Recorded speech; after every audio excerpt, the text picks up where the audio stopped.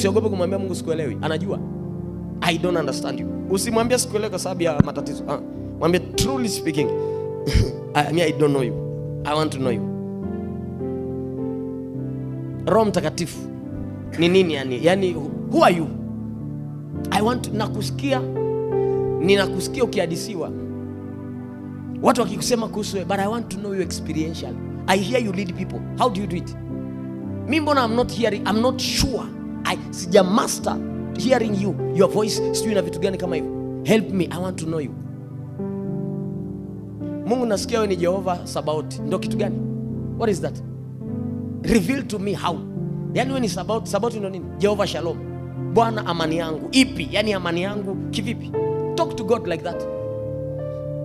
Seek him. Tafuta kumjua yeye. Na sio rocket science. Hivi ninavyokuambia. That's how you do it. Bwana Yesu asifiwe.